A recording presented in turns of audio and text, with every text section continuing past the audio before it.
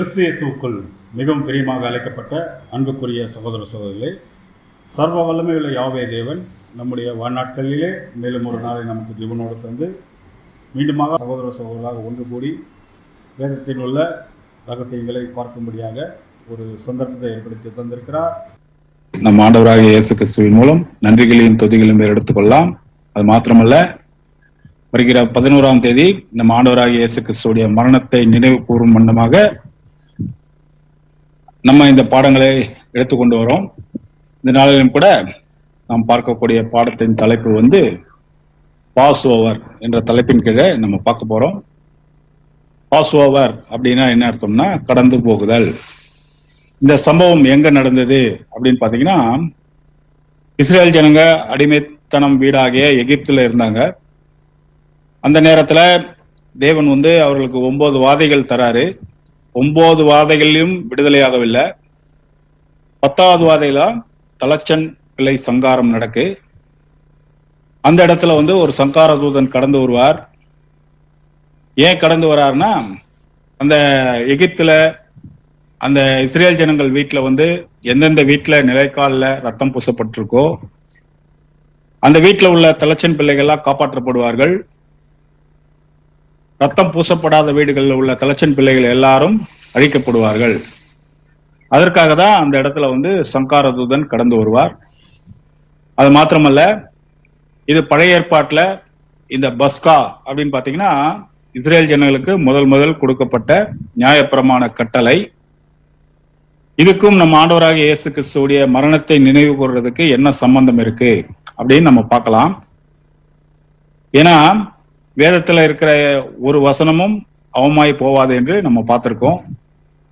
அதன் அடிப்படையில பாத்தீங்கன்னா நாம் இன்னைக்கு பார்க்கக்கூடிய பாடத்தின் தலைப்பு கடந்து போகுதல் என்ற தலைப்பின் கீழே பார்க்கலாம். இதற்கு ஆதார வசனமாக 1 பேதுரு 2ஆம் அதிகாரம் 21ஆம் வசனத்தை வாசிக்க கேட்கலாம். இதற்காக நீங்கள் அழைக்கப்பட்டும் இருக்கிறீர்கள், ஏனெனில் கிறிஸ்துவும் உங்களுக்காக பாடுபட்டு நீங்கள் தம்முடைய அடிச்சுவடுகளை தொடர்ந்து வரும்படி உங்களுக்கு மாதிரியை பின்வைத்து போனார். நம்ம அப்போஸ்தலனாகிய பேதுரு இதற்காக நீங்கள் அழைக்கப்பட்டும் இருக்கிறீர்கள், ஏனெனில் கிறிஸ்து உங்களுக்காக பாடுபட்டு நீங்கள் தம்முடைய அடிச்சுவடுகளை தொடர்ந்து வரும்படி உங்களுக்கு மாதிரியை பின்வைத்து போனார் அப்படின்னு இந்த வசனத்துல எழுதியிருக்காரு. அப்போ நம்ம ஆண்டவராகிய இயேசு கிறிஸ்து எதற்காக நம்மளை அழைச்சிருக்காருன்னா,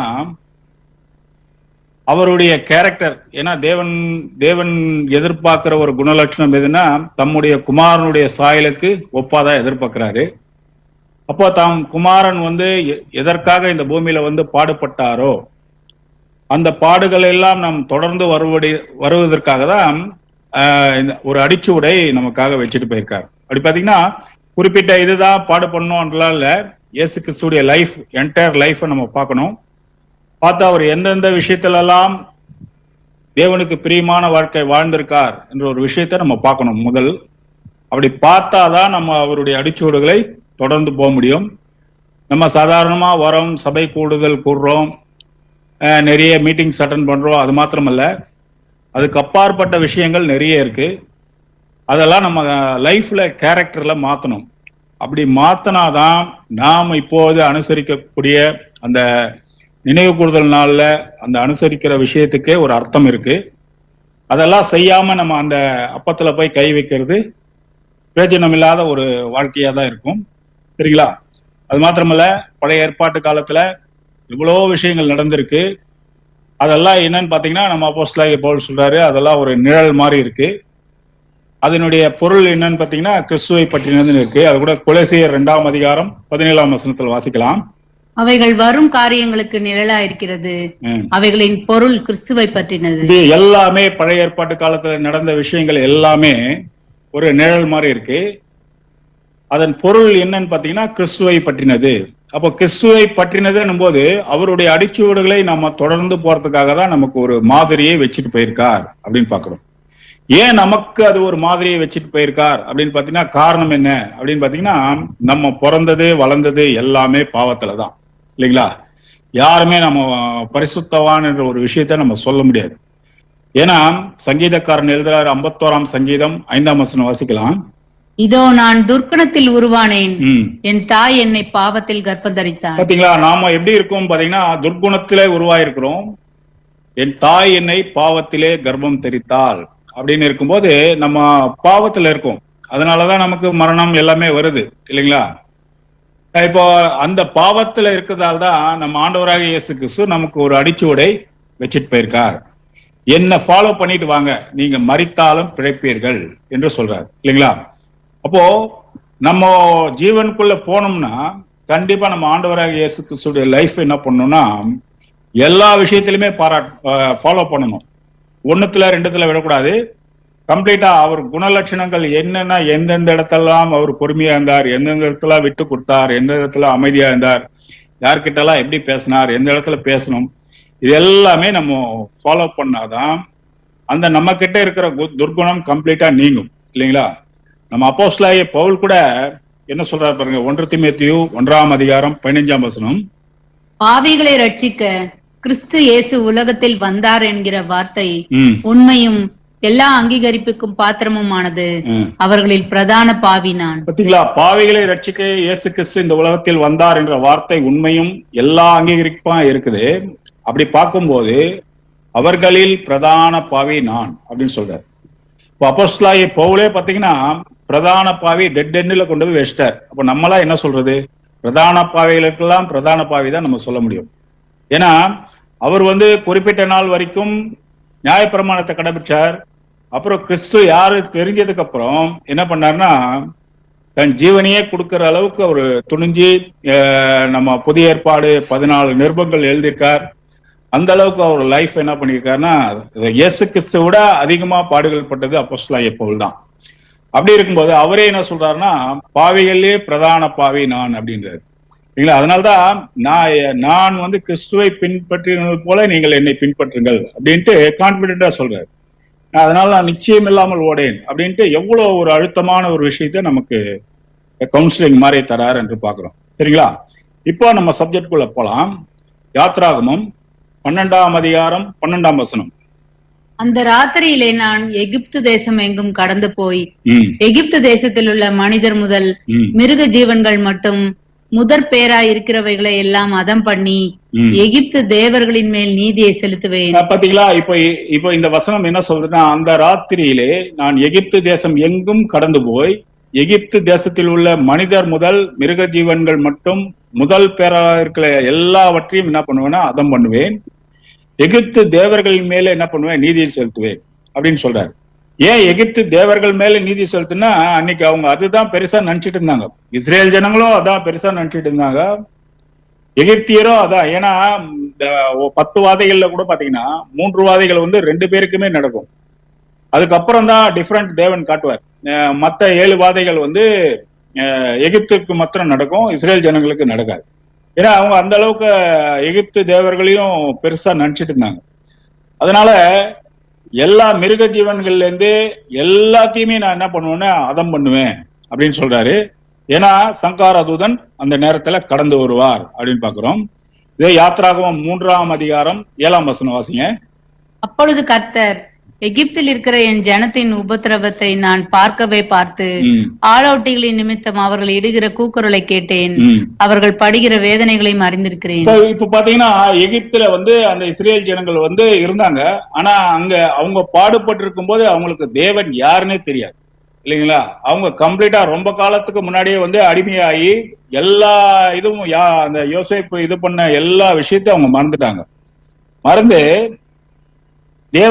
தேவன் யாருன்னே தெரியாது. ஆனா தேவன் பாத்தீங்களா இவர்கள் படுற பாடுகள் ஆலோட்டைகள் மித்தம் அவர்கள் இடுக்கிற கூக்குரலை என்ன பண்றாருன்னா தேவன் கேட்கிறார் இல்லைங்களா.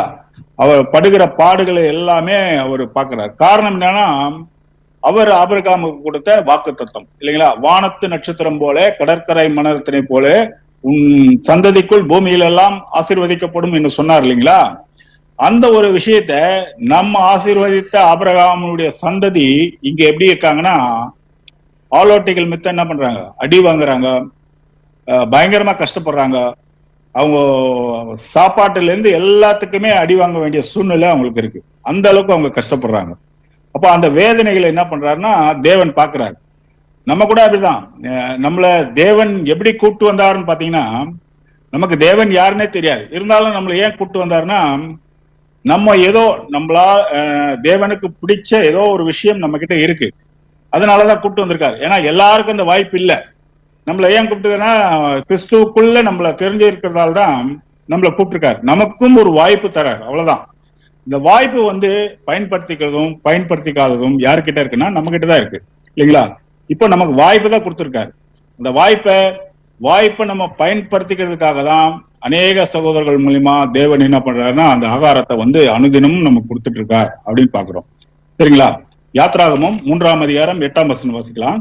அவர்களை எகிப்தியரின் கைக்கு விடுதலையாக்கவும் அவர்களை அந்த தேசத்திலிருந்து நீக்கி கானானியரும் ஏத்தியரும் எமோரியரும் பெருசியரும் ஏவியரும் எபூசியரும் இருக்கிற இடமாகிய பாலும் தேனும் ஓடுகிற நலமும் விசாலமுமான தேசத்தில் கொண்டு போய் சேர்க்கவும் இறங்கினேன். பாத்தீங்களா? அவர்களை எகிப்தியர் கைக்கு விடுதலையாக்கவும் அவர்களை அந்த தேசத்திலிருந்து நீக்கி கானானியர் ஏத்தியர் இந்த மாதிரி 7 ஜாதி உள்ள இடத்துக்கு பாலும் தேனும் ஓடுகிற நலமும் விசாலமான தேசத்திலே கொண்டு போய் சேர்க்கவும் இறங்கினேன் அப்படின்னு சொல்லப்பட்டிருக்கு.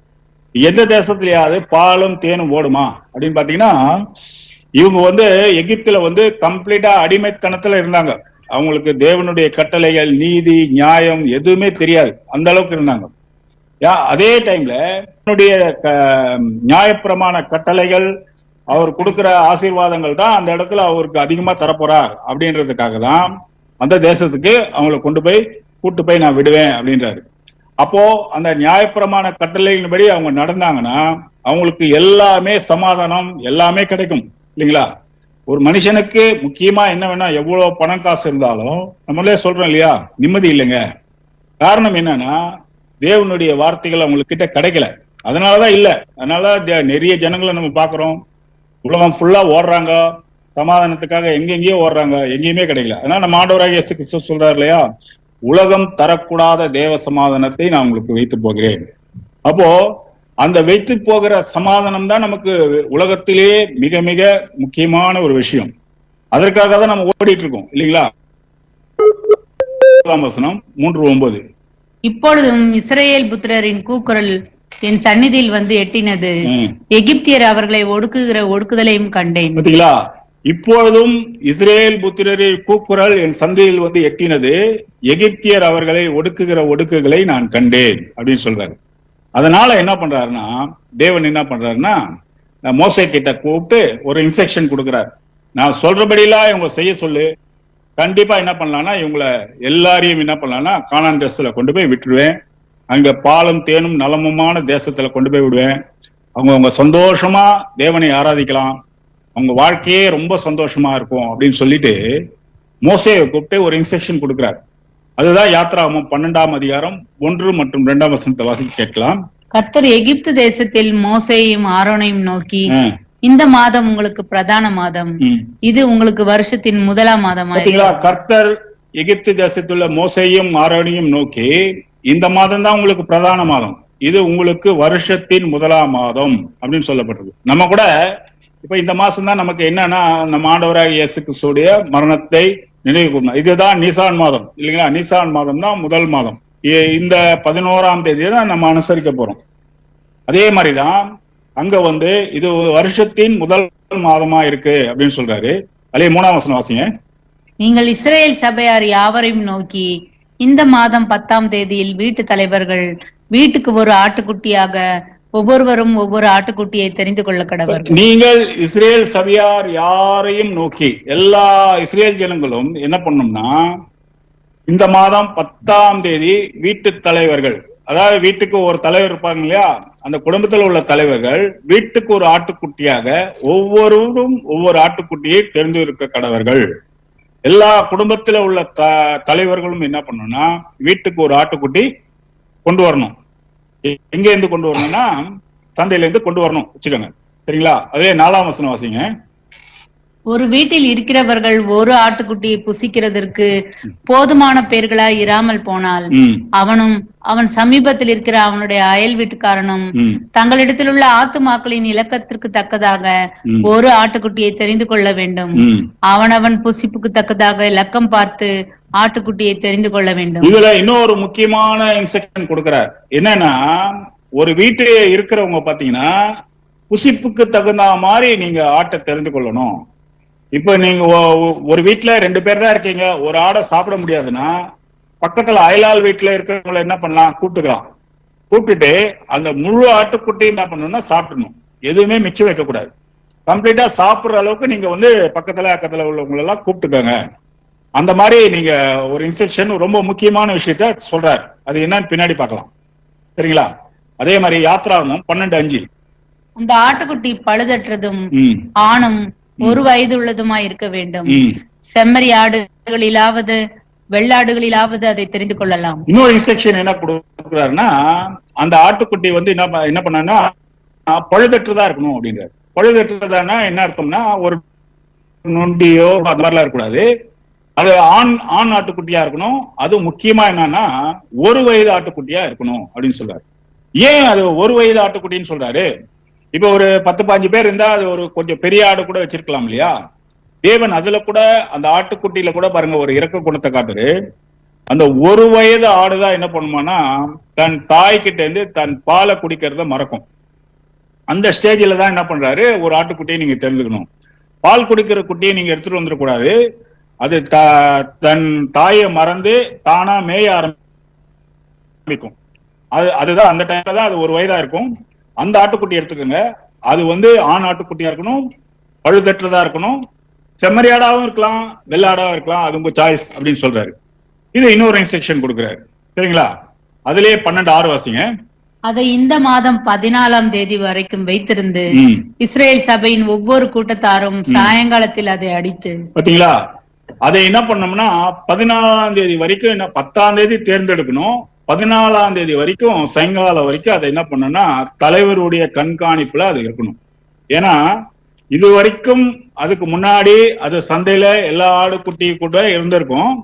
ஆனா சபை தலைவர் முன்னாடி அந்த ஒரு 3 நாட்கள் என்ன பண்ணணும்னா அவருடைய கண்காணிப்புல இருக்கணும். அப்ப அந்த 3 நாட்கள் அவர் எவ்வளவு அந்த பத்திரமா அந்த ஆட்டுக்குட்டியை பாத்துக்கணும். காரணம் என்னன்னா, அது ஏதாவது ஆயிடுச்சுன்னா இவங்களுக்கு ஜீவனே கிடையாது இல்லைங்களா? டைம் ஆயிப்போச்சு, 10ஆம் தேதி தெரிந்தாச்சு, இன்னும் 3 நாள் தான் இருக்கு. ஏன்னா அந்த ஆட்டுக்குட்டியை அடிச்சு என்ன பண்ணணும்னா நிலைக்கால ரத்தம் இருக்கணும். ரத்தம் இருந்தாதான் அந்த வீட்டில் உள்ள தலைச்சன் பிள்ளைகள் காப்பாற்றப்பட முடியும், இல்லைன்னா கண்டிப்பா காப்பாற்றப்பட முடியாது. அதனால ரொம்ப பயபக்தியா அந்த ஆட்டுக்குட்டியை எப்படி பண்ணணும்னா ரொம்ப பாதுகாப்பா அவர் பார்க்க வேண்டிய சூழ்நிலை அந்த இடத்துல இருக்கு. யாத்ராகமம் 12ஆம் அதிகாரம் 7ஆம் வசனம். அதன் ரத்தத்தில் கொஞ்சம் எடுத்து தாங்கள் அதை புசிக்கும் வீட்டு வாசல் நிலைக்கால்கள் 2லும் நிலையின் மேற்சட்டத்திலும் தெளித்து. பாத்தீங்களா? அத சாயங்காலத்துல அடிச்சு என்ன பண்ணோம்னா அதன் ரத்தத்தை என்ன பண்ண கொஞ்சம் எடுத்து தங்கள் அதை புசிக்கும் எந்த வீட்டுல புசிக்கிறாங்களோ அந்த வீட்டின் நிலைக்கால்கள் 2த்திலையும் என்ன பண்ணோம்னா மேல் சட்டத்துல தெளிக்கணுமா. ஏன்னா அதுதான் அடையாளம். அந்த வீட்டுல ஆடு அடிக்கப்பட்டிருக்கு ஒரு அடையாளமே அந்த நிலைக்கால் சட்டத்துல அந்த ரத்தம் தெளிக்கப்படணும்.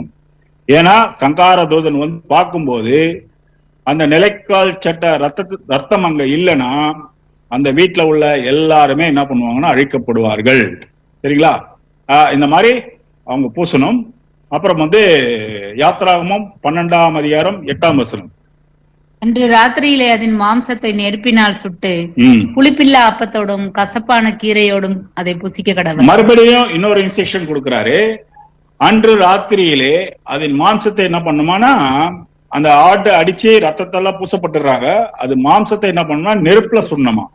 நெருப்புல சுட்டுட்டு புளிப்பில்லாத அப்பத்தோடும் கசப்பான கீரையோடும் என்ன பண்ணுவான் அதை புசிக்க கடவீர்கள். யாராவது இந்த மாதிரி சாப்பிட்டுருக்குமா அப்படின்னு பாத்தீங்கன்னா ஆடெல்லாம் நம்ம எல்லாம் எண்ணெயில போட்டு மசாலா எல்லாம் போட்டுதான் சாப்பிடுவோம். ஆனா இங்க என்ன சொல்லப்பட்டிருக்குன்னா கம்ப்ளீட்டா அதன் மாம்சத்தை என்ன பண்ணணும்னா நெருப்புலயே சுடணும். சுட்டுட்டு புளிப்பில்லாத அப்பத்தோடும் கசப்பான கீரையோடும் அதை புசிக்க கடவீர்கள். ஏன் இது சொல்றாருன்னா புளிப்பான அந்த புளிப்பில்லாத அப்பத்தோடும் கசப்பான கீரையோடும் ஏன் இது சாப்பிட சொல்றாருன்னா இவங்க இங்க இருந்து எகிப்தில இருந்து அந்த கானான் தேசத்தை நோக்கி போகும்போது இவங்களுக்கு அந்த அவ்வளவும் அந்த எனர்ஜிக்கு தரக்கூடிய ஒரு ஃபுட் அது கசப்பான கீரை புளிப்பில்லாத அப்பம். இப்போ இவங்க வந்து அந்த நல்லா இதுவா போறதுக்காக தான் அந்த மாதிரி ஒரு இன்ஸ்ட்ரக்ஷன் அவர் கொடுக்கிறார் அப்படின்னு பாக்குறோம். அடுத்தது வந்து யாத்திராகமும் 12ஆம் அதிகாரம் 9ஆம் வசனம். பச்சையாயும் தண்ணீரில் அவிக்கப்பட்டதாயும் அல்ல, அதன் தலையையும் அதன் தொடைகளையும் அதற்குள்ள யாவையும் ஏகமாய் நெருப்பினால் சுட்டதாய் அதை புசிப்பீர்களாக. பாத்தீங்களா, பச்சையாவும் சாப்பிடக்கூடாது, தண்ணீரில் அவிச்சும் சாப்பிடக்கூடாது, அது தலையும் அதன் தொடைகளும் அதற்குள்ள யாவற்றையும் என்ன பண்ணுமா, ஏகமா நெருப்புல சொன்னமா, கம்ப்ளீட்டா நெருப்புல சுட்டு தந்தூரி மாதிரி. அப்பதான் அது உடம்புல உள்ள எல்லா கொழுப்பு கிழப்பு எல்லாம் வந்து வெறும் அது மாம்சம் மாத்திரம் தான். அது மாம்சம் மாத்திரம் என்ன பண்ணணும்னா இவங்க சாப்பிடணும். சரிங்களா, அந்த மாதிரி ஒரு இன்ஸ்ட்ரக்ஷன் கொடுக்கிறாரு. சரிங்களா. அப்புறம் பாத்தீங்கன்னா அதுக்கப்புறம் என்ன சொல்றாரு பாருங்க, யாத்திராகமும் 12:10. அதிலே ஒன்றையும் விடியற் காலம் மட்டும் மீதியாக வைக்காமல் விடியற் காலம் மட்டும் அதிலே மீதியா இருக்கிறதை அக்னியால் சுட்டரிப்பீர்கள். முக்கியமான இன்ஸ்ட்ரக்ஷன்னா, நீங்க எந்த அளவுக்கு ஒரு ஆட்டுக்குட்டியை தெரிஞ்சிருக்கீங்களோ அந்த வீட்டுல உள்ளவங்க எல்லாம் சேர்ந்து என்ன பண்ணணும்னா அதை கம்ப்ளீட்டா நீங்க சாப்பிடணும். அப்படி ஏதாவது மிச்சம் மீதி இருந்ததுன்னா அது என்ன பண்ணணும்னா அக்னினால அந்த இடத்துல என்ன பண்ணணும், சுட்டு எரிப்பீர்களாக. ஆக்சுவலா அங்க ஆடு அடிக்கப்பட்ட அந்த தடையுமே இருக்கக்கூடாது, கம்ப்ளீட்டா நீங்க சாப்பிட்டுட்டு ரெடி ஆயிடணும் அப்படின்றாரு. சொல்லிட்டு 12:11 வாசிங்க. அதை புசிக்க வேண்டிய விதமாவது, நீங்கள் உங்கள் அறைகளில் கச்சை கட்டி கொண்டும் உங்கள் கால்களில் பாதரட்சை தொடுத்து கொண்டும் உங்கள் கையில் தடி பிடித்து கொண்டும் அதை தீவிரமாய் புசிக்க கடவீர்கள். இன்னொரு இன்ஸ்ட்ரக்ஷன் கொடுக்கிறாரு, அதை புசிக்க வேண்டிய விதமாவது அப்படின்னு சொல்றாரு. முதல் வந்து எப்படி எப்படி எல்லாம் ஆடு அடிக்கணும் அதெல்லாம் சொல்லிட்டாரு. இப்ப நீங்க அதை சாப்பிடுறது எப்படி சாப்பிடணும் என்ற சொல்றாரு. நீங்க சாப்பிடும் போது என்ன பண்ணும், அறைகளிலே கச்சை கட்டி கொண்டு, ஒரு சர்வெண்ட் மாதிரி இல்லைங்களா, கச்சை கட்டிக்கிட்டு கால்கள்ல என்ன பண்ணுமா, பாதரட்சை தொடுத்து கொண்டு, ரெடினஸ் இல்லைங்களா, ரெடியா பாதரட்சை தொடுத்து கொண்டு, கையில வேற தடியை பிடிச்சிட்டு அதை என்ன பண்ணா தீவிரமாய் புசிக்க கடுவீர்கள். தீவிரமா ரொம்ப குயிக்கா சாப்பிடணும். காரணம் என்னன்னா அது கர்த்தருடைய பஸ்கா அப்படின்னு சொல்லப்பட்டிருக்கு. சரிங்களா, அந்த மாதிரி நீங்க சாப்பிடணும் அப்படின்னு சொல்லப்பட்டிருக்கு. அதுலயே 12:23 வாசிங்க. கர்த்தர் எகிப்தியரை அதம் பண்ணுகிறதற்கு கடந்து வருவார். நிலையின் மேற்சட்டத்திலும் வாசலின் நிலைக்கால்கள் இரண்டிலும் அந்த ரத்தத்தை காணும் போது கர்த்தர் சங்காரக்காரனை உங்கள் வீடுகளில் உங்களை அதம் பண்ணுகிறதற்கு வர ஒட்டாமல் வாசல் படியை விலகி கடந்து போவார். பாத்தீங்களா, எந்த வீட்டுல ரத்தம் பூசப்பட்டிருக்கோ அந்த வீட்டுல சங்கார தூதனை வராம விலகி போக சொல்லிடுவார். எந்த வீட்டுல வந்து அது பூசப்படலையோ அந்த வீட்டுல இருக்கிறவங்க எல்லாம் என்ன ஆயிடுவாங்கன்னா இறந்து போயிடுவாங்க, இந்த வசனம் சொல்லுது. சரிங்களா. அப்புறம் வந்து அதுலயே 29 வாசிங்க. நடுராத்திரியிலே சிங்காசனத்தின் மேல் வீற்றிருக்கும் பார்வனுடைய தலைப்பிள்ளை முதல் காவல் கிடங்கில் இருக்கும் சிறைப்பட்டவனின் தலைப்பிள்ளை வரைக்கும் எகிப்து தேசத்தில் இருந்த முதற் பேர் அனைத்தையும் மிருக ஜீவன்களின் தலையீற்று அனைத்தையும் கர்த்தர் அளித்தார். பாத்தீங்களா, நடுராத்திரியிலே சிங்காசனத்தின் மேல் வீற்றிருக்கும் அப்படி பாத்தீங்கன்னா அந்த எகிப்திலேயே சிங்காசனத்துல வீற்றிருக்குதான் அந்த ராஜாவுடைய பிள்ளை முதல் கொண்டு காவல் கிடங்குலன்னா ஜெயில இருக்கிற ஒரு சாதாரண ஒரு ஏழை பிள்ளை தலைச்சன் பிள்ளை வரைக்கும் எகிப்து தேசத்தில் இருக்கிற எல்லா மிருக ஜீவன்களின் தலையீட்டிலும் கர்த்தர் அளித்தார். ஏன் தலைச்சன் பிள்ளைகளை மாத்திரம் ஒரு எகிப்துல சாவடிக்கணும் அப்படின்னு பாத்தீங்கன்னா, தலைச்சன் பிள்ளை தான் என்ன பண்ணீங்கன்னா அப்பாவுக்கு அடுத்தபடியா பட்டாபிஷேகம் பண்ற ஆள் யாருன்னு பாத்தீங்கன்னா இப்ப பார்வோனுடைய முதல் பையன் தான் அடுத்தது பார்வோனுடைய ஸ்தானத்துல வருவான். அப்போ அவனை அழிச்சிட்டோம்னா அடுத்தது வந்து அங்க ஆளே இருக்காது இல்லைங்களா. அந்த மாதிரி எல்லா குடும்பத்திலுமே தன்னுடைய பிள்ளைகளுக்கு முதல் பிள்ளைகளுக்கு தான் அந்த சேஷ்டபுத்திர பாகம் எல்லாம் போகும் இல்லைங்களா. அது எதுவுமே இல்லாம பண்ணிடுவேன் அப்படின்ட்டு அந்த இடத்துல எல்லாத்தையும் என்ன பண்ணிட்டாருன்னா அழிச்சிட்டாரு அப்படின்னு பாக்குறோம். அதனாலதான் பார்வோன் பாத்தீங்கன்னா 9 வாதைகள்ல அவனுடைய மனசு திருந்தாம இந்த 10வது தன்னுடைய மகனே இறந்து போனதால ரொம்ப பயந்து போய் என்ன பண்ணிடுறாருன்னா அமிச்சிடுறாரு. அமிச்சா கூட அவரு சும்மா விடல, அமிச்சிட்டு பின்னாடியே தடுத்துட்டு வர்றாரு. அது ஒரு வேற விஷயம். ஆனா தேவன் வந்து அங்க அவங்கள வந்து எல்லாத்துலயுமே சமுதிரத்துல அழித்து போட்டு கொன்னுறார் அப்படின்னு பாக்குறோம். அந்த மாதிரி ஒரு தலைச்சன் பிள்ளைகளுக்கு ஒரு முக்கியமான ஒரு விஷயம் இருக்கு. ஏன்னா தன்னுடைய தகப்பனுடைய எல்லா சொத்துக்களுக்கும் அதிபதி யாருன்னா தன்னுடைய தலைச்சன் பிள்ளைகள் தான். அதனால என்ன பண்றாரு தேவன், என்ன பண்றாருன்னா தலைச்சன் பிள்ளைகள் மேல கை வைக்கிறார் அப்படின்னு பாக்குறோம். சரிங்களா. அதுலயே 12:30 வாசிங்க. யாத்திராகமும் அப்பொழுது பார்வோனும் அவனுடைய சகல ஊழியக்காரரும் எகிப்தியர் யாவரும் ராத்திரியிலே எழுந்திருந்தார்கள். மகா கூக்குரல் எகிப்திலே உண்டாயிற்று. சாவில்லாத ஒரு வீடும் இருந்ததில்லை. அப்போது பார்வோனும் அவனுடைய சகல ஊழியக்காரரும் எகிப்தில் யாவரும் ராத்திரியிலே எழுந்தார்கள். மகா கூக்குரலாம். மகா கூக்குரலாம் சாதா, அதாவது நம்ம வீட்டு பக்கத்திலேயே ஏதாவது ஒரு மரணம் ஏற்பட்டா திடீர்னு ஒரு நல்லா இருக்கிறவர் வந்து மறிச்சிட்டாருன்னா எவ்வளவு சத்தம் போடுவாங்க. அதுவும் இங்க பாத்தீங்கன்னா தலைச்சன் பிள்ளை சாவும் போது அந்த வீட்டுல எந்த அளவுக்கு வேதனையும் துக்கமும் இருந்திருக்கும். அது மாதிரி எகிப்தில் உள்ள எல்லார் வீட்லயும் ஒரு மரணம் அப்படின்னு ஒரு விஷயம் இருந்தா எவ்வளவு ஒரு வேதனையா இருக்கும். சாவில்லாத ஒரு வீடும் இருந்ததில்லை அப்படின்றாரு. இன்னைக்கு கூட பாருங்க, எகிப்து நம்ம எதற்கு ஒரு அடையாளமா சொல்லுவோம்னு பாத்தீங்கன்னா இந்த உலகத்துக்கு ஒரு அடையாளமா தான் சொல்லுவோம் இல்லைங்களா. இன்னைக்கும் பாருங்க, எந்த ஒரு வீடாவது சாவில்லாத வீடு ஒண்ணு சொல்ல முடியுமா அப்படின்னு பாத்தீங்கன்னா மரணம் என்ற ஒரு விஷயம் எல்லா குடும்பத்திலையும் எல்லாருக்கும் வந்தே தீரும். எப்பேற்பட்ட பணக்காரனா இருந்தாலும் சரி, எவ்வளவு பெரிய டாக்டரா இருந்தாலும் சரி, எவ்வளவு பெரிய ஞானியா இருந்தாலும் சரி, எவ்வளவு பெரிய கல்விமானா இருந்தாலும் சரி, மரணம் என்ற ஒரு விஷயம் எல்லார் வீட்டுக்கும் வந்தே தீரும். அதே மாதிரிதான் அங்க எகிப்துல வந்து சாவில்லாத ஒரு வீடும் இருந்ததில்லை. ஏன் மரணம் என்ற ஒரு விஷயம் வருதுன்னா, நம்ம ஆரம்பத்திலே சங்கீதம் 51:5 வாசித்தோம் இல்லையா, என் தாய் என்னை பாவத்திலே கர்ப்பம் தரித்தாள், நான் துர்குணத்தில் உருவானேன், பாவத்தின் சம்பளம் மரணம் இல்லைங்களா. அப்போ எல்லாரும் பாவம் பண்றதால தான் இந்த ஒரு விஷயம் நடக்குது இல்லைங்களா. அங்க வந்து தலைச்சன் பிள்ளைகளுக்கு மாத்திரம் நடக்குது. ஏன்னா அடுத்தது வந்து அவங்க ஆட்சிக்கு அவங்க அந்த குடும்பத்தையே அழிச்சிடுவேன் என்ற ஒரு விஷயத்த அவர் சொல்றார் அப்படின்னு பாக்குறோம் சரிங்களா. அதே யாத்ராகமும் 12ஆம் அதிகாரம் 31ஆம் வசனம் வாசிக்க கேட்போம். ராத்திரியிலே அவன் மோசேயையும் ஆரோனையும் அழைப்பித்து, நீங்கள் இஸ்ரேல் புத்திரர் எழுந்து என் ஜனங்களை விட்டு புறப்பட்டு போய் நீங்கள் சொன்னபடியே கர்த்தருக்கு ஆராதனை செய்யும். பாத்தீங்களா, பயந்துட்டாரு. பயந்து என்ன பண்றாரு, ராத்திரியிலே அவன் மோசேயை ஆரோனை அழைப்பித்து நீங்கள் இஸ்ரேல் புத்திரர் எழுந்து என் ஜனங்களை விட்டு என்ன பண்ணுங்க, முதல் வெளியே போயிடுங்க, நீங்கள் சொன்னபடியே கர்த்தருக்கு ஆராதனை செய்யுங்கள் அப்படின்ட்டு இந்த முறை என்ன பண்ணிடுறாரு, கம்ப்ளீட் அமைச்சிடாரு. அதுக்கு முன்னாடி எல்லாம் இங்கேயே ஆராதனை பண்ணுங்க, புருஷர்கள் மாத்திரம் போய் பண்ணிட்டு வாங்க, பெண்கள் இங்க இருக்கட்டும், இந்த மாதிரி சாக்கு புக்கு தான் சொல்லிட்டு இருந்தாரு. என்னைக்கு தலைச்சன் பிள்ளை செத்தாங்களோ அன்னைக்கு என்ன பண்ற, நீங்க சொன்னபடியே நீங்க போயிடுங்க, முதல்ல எங்க ஜனங்களை விட்டு போங்க அப்படின்ட்டு ஒரு விஷயத்த சொல்றாரு சரிங்களா. இதுதான் வந்து பழைய ஏற்பாட்டு காலத்துல நடந்த அந்த பஸ்கா சங்கார தூதன் கடந்து போற விஷயம் சரிங்களா. அந்த ஒரு விஷயத்த நம்ம பார்த்தோம். இததான் அப்போஸ்தலனாகிய பவுல் வந்து கொரிந்தியர் சபைக்கு கிளீனா எழுதுறாரு. அதுக்கும் நமக்கு என்ன சம்பந்தம் அப்படின்னு நமக்கு தெரியும். அந்த பஸ்காவாகிய கிறிஸ்து நமக்காக அடிக்கப்பட்டிருக்கிறாரே அப்படின்னு சொல்றாரு. அப்படியே கன்வெர்ட் பண்றாரு. ஆவிக்குரிய இஸ்ரேல் ஜனங்கள் நமக்கு கன்வெர்ட் பண்றாரு. கன்வெர்ட் பண்ணிட்டு இப்ப நமக்கு சொல்றாரு பாருங்க, 1 கொரிந்தியர் 10ஆம் அதிகாரம் 1ஆம் வசனம்.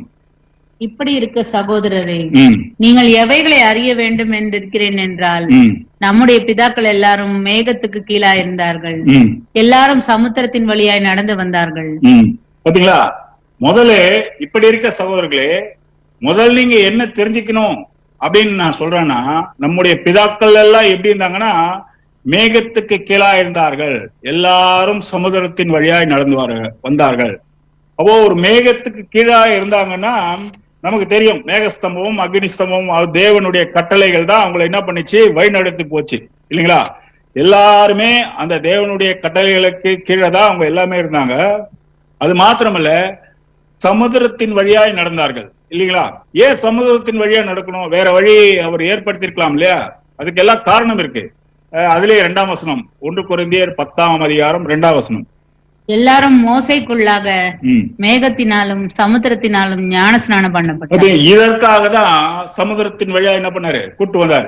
ஏறக்குறைய நம்ம மூத்த சகோதரர்கள்லாம் ஆராய்ச்சியாளர்கள்லாம் சொன்னபடி பாத்தீங்கன்னா 24 லட்சம் ஜனங்கள் எல்லாரும் என்ன பண்ணாங்கன்னா மோசேக்குள்ளாக மேகத்தினாலும் சமுதிரத்தினாலும் ஞானஸ்தானம் பண்ணப்பட்டார்கள் சரிங்களா. அப்ப 24 லட்சம் பேர் என்ன பண்ணிருக்காங்கன்னா ஞானஸ்தானம் பண்ணப்பட்டார்கள். எப்படின்னா நம்ம கூட என்ன பண்ணிருக்கணும், சப்ஜெக்ட் பேசிக் சப்ஜெக்ட்லாம் கேட்டுட்டு என்ன பண்ணிருக்கோம்னா தேவனுடைய திட்டத்துக்கு கீழே நம்ம வந்ததுக்கு அப்புறம் என்ன பண்ணோம்னா நம்ம ஞானஸ்தானம் எடுத்தோம் இல்லையா? அதே மாதிரிதான் அவங்க மேகத்துக்கு கீழே இருந்தார்கள். மோசே மூலியமா சமுதிரத்தின் வழியா கொண்டு வந்து ஞானஸ்தானத்தை கொடுத்தார் அப்படின்னு பாக்குறோம். அப்புறம் 3ஆம் வசனம், எல்லாரும் ஒரே ஞான போஜனத்தை புசித்தார்கள். எல்லாருமே ஒரே ஞான போஜனத்தை தான் புசித்தார்கள், தனித்தனியா புசிக்கல. ஏன்னா கம்ப்ளீட்டா தேவனுடைய திட்டம் ஒண்ணுதான், ஒரே விசுவாசம், ஒரே நம்பிக்கை, எல்லாமே நம்ம ஒண்ணுதான் சொல்றோம், ஒரே தேவன் எல்லாம் சொல்றோம். அதே மாதிரிதான் எல்லாரும் ஒரே ஞான போஜனத்துல அவருடைய கட்டளையை தான் என்ன பண்ணிருக்காங்கன்னா எல்லாருமே சாப்பிட்டாங்க, வேற எதுவுமே இல்லை. அதே 4ஆம் வசனம், எல்லாரும் ஒரே ஞான பானத்தை குடித்தார்கள். எப்படி எனில் அவர்களோட கூட சென்ற ஞான கண்மலையின் தண்ணீரை குடித்தார்கள். அந்த கண்மலை கிறிஸ்துவே. பாத்தீங்களா? எல்லாரும் ஒரே ஞான போஜனத்தை குடித்தார்கள். எப்படி எனில் அவர்களோடு கூட சென்ற ஞான கண்மலையின் தண்ணீரை குடித்தார்கள். அந்த கண்மலை கிறிஸ்துவே. அப்போ கிறிஸ்துவுடைய உபதேசம் ஒண்ணுதான். அது எதை பற்றி இருந்ததுன்னா தேவனுடைய திட்டத்தை பற்றி தான், இல்லைங்களா? அந்த திட்டத்தை பத்தி தான் அன்னைக்கே அவங்களுக்கு என்ன பண்ணிருக்காருன்னா கம்ப்ளீட்டா சொல்லியிருக்காரு, சரிங்களா? அதை தான் நம்ம இந்த இடத்துல பாக்குறோம். அதிலே 10ஆம் அதிகாரம் 5ஆம் வசனம், அப்படி இருந்தும் அவர்களில் அதிகமான பேர்களிடத்தில் தேவன் பிரியமாயிருந்ததில்லை, ஆதலால் வனாந்தரத்திலே அழிக்கப்பட்டார்கள். இப்ப பாருங்க, இந்த இடத்துல பாத்தீங்கன்னா அப்படி இருந்தும் அவர்களில் அதிகமான பேர்களிடத்தில் தேவன் பிரியமாயிருந்ததில்லை, அதனால என்ன பண்ணிட்டாங்கன்னா எல்லாரும் வனாந்தரத்திலே அழிக்கப்பட்டார்கள் அப்படின்னு சொல்லப்பட்டிருக்கு. இப்போ இதே விஷயத்த நமக்கு கம்பேர் பண்ணி பார்த்தோம்னா அவங்கள மாதிரியேதான் நம்மளும் என்னன்னா மேகத்தின் கீழே இருந்தோம், தேவனுடைய தெய்வீக திட்டத்தெல்லாம் கேட்டோம், எல்லாரும் ஞானஸ்தானம் எடுத்து இருந்தா கூட எல்லாருக்கிட்டையும் தேவன் பிரியமா இருக்காரா? எல்லாருக்கிட்டையும் தேவன் பிரியமா இருக்காரான்னு பாத்தீங்கன்னா இல்ல. அதே மாதிரி நம்ம வேதமானவர்கள் எல்லாருமே பரலோகம் போவோம் என்ற ஒரு நம்பிக்கை இருக்கா? இல்ல. அவங்க எப்படி இந்த வனாந்தரத்துல அழிக்கப்பட்டார்களோ அதே மாதிரி தேவன் நம்ம கிட்ட, நம்ம வாழ்க்கை தேவனுக்கு பிரியமில்லாத வாழ்க்கையா இருந்தா கண்டிப்பா நாமளும் இதே உலகத்துல வனாந்தரத்துல நாமளும் அழிக்கப்படுவோம். ஏன் அழிக்கப்படுவோம்? எதனால? அவங்க தேவன் கொடுத்த இன்ஸ்ட்ரக்ஷன் மாதிரி தானே அந்த ஆடை முழுசா சாப்பிட்டோம், நெருப்புல சுட்டு சாப்பிட்டோம், இல்லைங்களா? ரத்தம் பூசப்பட்டது, எல்லாமே செஞ்சோம். அவங்க செஞ்ச மாதிரிதான் எல்லாமே நாமளும் செஞ்சிருக்கோம். ஆனா தேவன் ஏன் நம்ம மேல பிரியமா இல்ல? காரணம் என்னன்னா அதுக்கு சில காரணங்கள் அடுத்த வசனம் சொல்றாரு. 6ஆம் வசனம், 1 கொரிந்தியர் 10ஆம் அதிகாரம் 6ஆம் வசனம், அவர்கள் இச்சித்தது போல நாமும் பொல்லாங்கானவைகளை இச்சியாதபடிக்கு இவைகள் நமக்கு திருஷ்டாந்தங்களாய். முக்கியமான விஷயம் இதான்.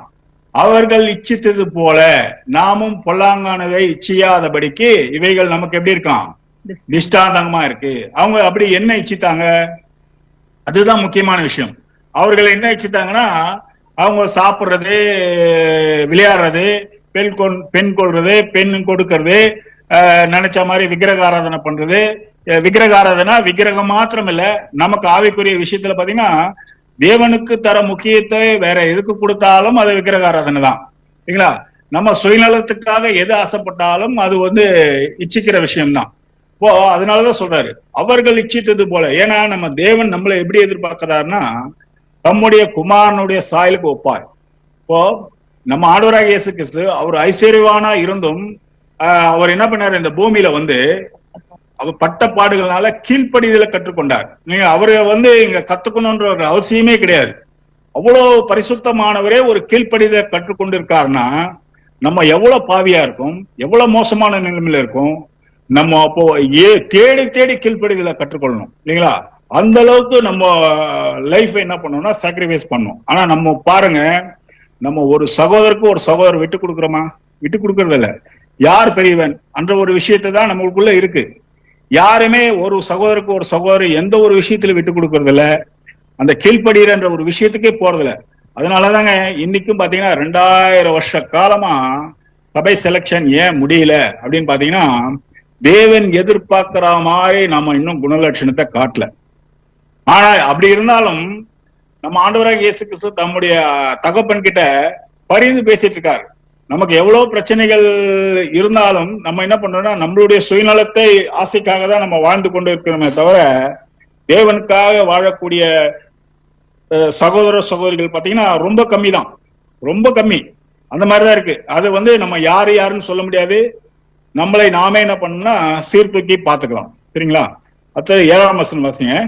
ஜனங்கள் புசிக்கவும் குடிக்கவும் உட்கார்ந்து விளையாட எழுந்திருந்தார்கள் என்று எழுதியிருக்கிறபடி அவர்களில் சிலர் விக்கிரக ஆராதனைக்காரர் ஆனது போல. பாத்தீங்களா, அவங்க எப்படி இருந்தாங்கன்னா, ஜனங்கள் புசிக்கவும் குடிக்கவும் உட்கார்ந்து விளையாடவும் எழுந்திருந்தார்கள் என்று எழுதியிருக்கிறபடி அவர்களில் சிலர் விக்கிரக ஆராதனைக்காரர் ஆனது போல நீங்களும் ஆகாதீர்கள். அப்போ நம்ம விக்கிரக ஆராதனைனா விக்கிரம் வச்சு பண்றது மாத்திரம் விக்கிரக ஆராதனை இல்ல.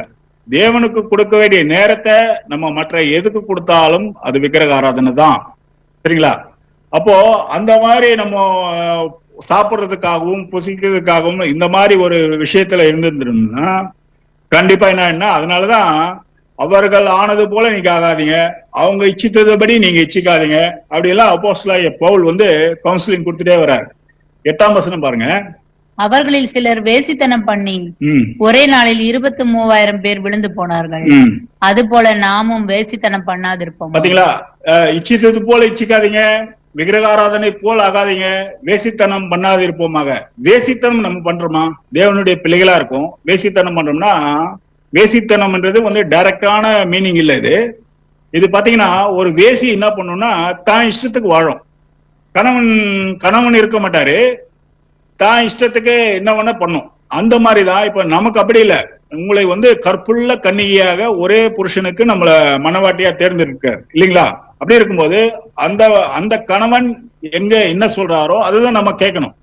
ஆனா இங்க என்ன சொல்லப்பட்டிருக்குன்னா, அவர்களில் சிலர் வேசித்தனம் பண்ணி ஒரே நாளில் 23,000 பேர் விழுந்து போனார்கள்.